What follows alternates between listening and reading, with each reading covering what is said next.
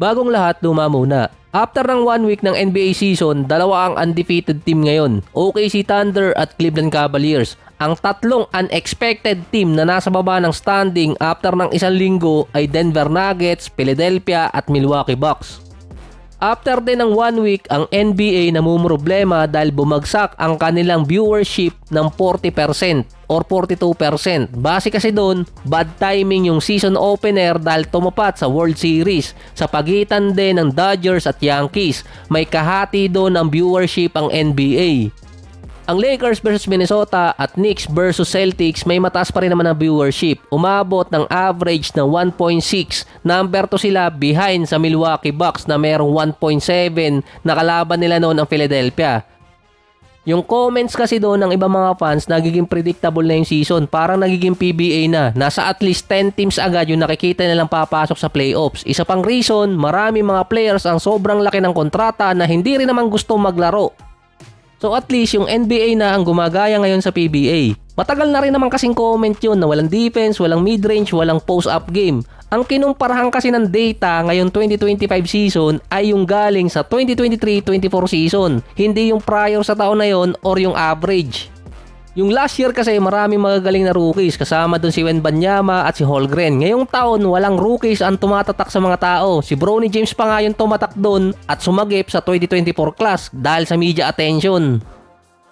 Yung number 1 rookie pa sa unang linggo ng NBA season hindi pa kasama sa top 10 pick. Ngayon ko lang din nalaman na kasama pa rin naman siya sa lottery pick, si Carlton Carrington, number 40 ng Portland. Yung iba kasi ginagawa ng backstory yung mga rookies ngayon para tumatak sa mga fans. Pero mas interesting pa yung track record ni Carlton Carrington kung paano siya napunta ng Wizards. Siya yung natitirang bakas ni Andre Iguodala. So mas interesting pa nga siya kumpara sa ibang rookies. Kapag si Carrington ang naging best rookie ngayong season, ang papatakan kasi ng backstory nun, tinrade ng Golden State si Andre Iguodala papuntang Memphis kasama nun ang isang first round pick. Na tinrade naman ng Memphis papuntang Boston, na tinrade naman ng Boston sa Portland, na tinrade naman ng Portland sa Wizards kasama si Malcolm Brogdon. Yung 2019 first round pick na kasama si Andre Iguodala na tinrade ng Warriors papuntang Memphis, si Carrington ang naging resulta nun. Kaya din yung Boston naging champion noong nakaraang taon dahil nakuha nga nila si Holiday gamit din ang draft pick na yon. Si Carrington lang din na nag-iisang rookie na naka-double digit average, 10 points, 3 rebounds at 3 assists per game. Meron pa siyang 50% sa 3-point area. Kung ikukumpara sa 2023 rookies, mas marami kasi noong nakaraang taon. Si Wembanyama, Brandon Miller, Holmgren, Hakes at kahit yung iba pa mga rookies, impact player agad. Yung dalawang rookies naman or na-draft noong nakaraan, hindi rin na maganda nilalaro ngayon. Si Zachary Risacher ang number 1 pick, 9 points, 3 rebounds, 35% sa field. Nasabi na nga lang niya sa interview, super athletic siya nung nasa France pa siya. Pagdating niya ng NBA, naging normal player na lang siya. Si Alexander Sarr naman nasa 8 points at 6 rebounds. Predicted na kasi since last year pa, hindi pa nagsisimula noon ng season na hindi maganda yung 2024 class. Kahit yung isa sa projected draft steal na si Reed Sheppard pagdating mismo ng season lagapak sa baba. 2 points per game sa ngayon, inefficient pa. Ito yung isa sa mga sinabing naging reason kaya bumagsak yung viewership sa NBA ngayon. Walang masyadong aabangan na rookies, hindi tulad noong nakarang taon na heavily build ng media. Sa 30 player pa na na-drop sa first round, may 7 player doon ang hindi pa nakakapaglaro sa first week. Either merong injury or kaya hindi talaga naglaro. 3 ang kasama doon sa top 14 pick. Si Rob Dillingham, Nikola Topic at Devin Carter. Si Nikola Topic taga-tahol na lang ng OKC kapag nasa interview after ng game. Bukod pa doon yung every year na story na marami mga players ang malalaking kontrata na ayaw naman maglaro or kaya hindi naglalaro. Una dyan si Joel Embiid na nabigyan pa ng penalty, pero ang pinaka poster boy doon si Kawhi. Wala rin kasi magagawa, injured talaga si Kawhi. Siya pa yung isa sa highest paid player sa NBA via contract. Kung sa isang Miami, kahit anong position nila sa standing, basta maglaro si Butler at makapasok sila sa playoffs, unpredictable. Ang Clippers naman at si Kawhi nagiging predictable sa nangyayari sa kanila.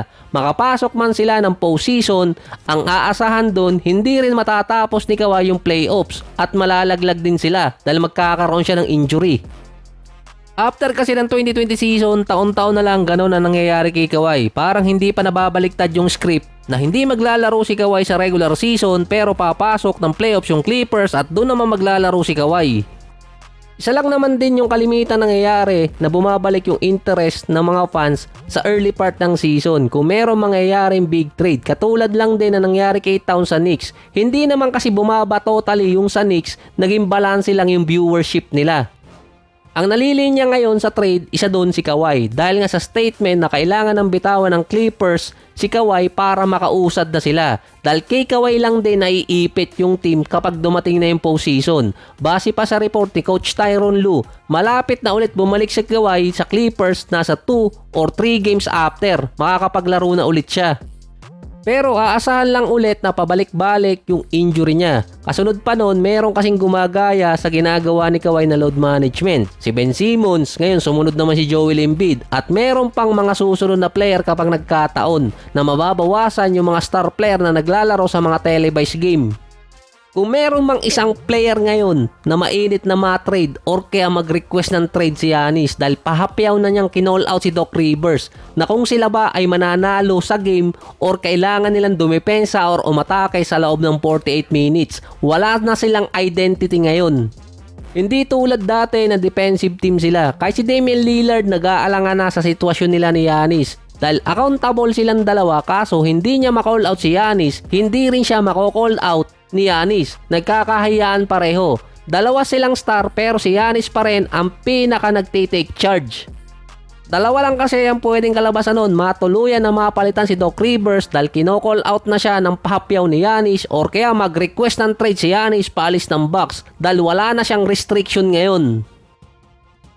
Dati nire-recruit ng Lakers si Damian Lillard na lumipat sa kanila. Nung hindi na hinahabol ng Lakers at na-trade nga si Dame papuntang Milwaukee Bucks, ang ginawa naman ng Lakers, pinadala sa Milwaukee si Darvin Ham.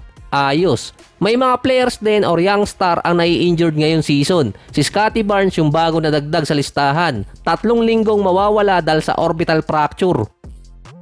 Ito yung natamaan ni Nikola Jokic nung last game nila. Sa first week din, early prediction agad si Nikola Jokic ulit ang magiging contender sa MVP ngayong taon. Siya ulit ang magiging best player. Meron kasing humahabol kay Jokic si Jason Tatum. Yun nga lang wala pa ring appeal si Tatum sa media. 4 na games pa lang, predicted na agad na mahihirapan yung ibang star or star player na talunin si Jokic sa MVP kapag umabot yung at least top 5 or top 6 ang Nuggets papasok ng playoffs.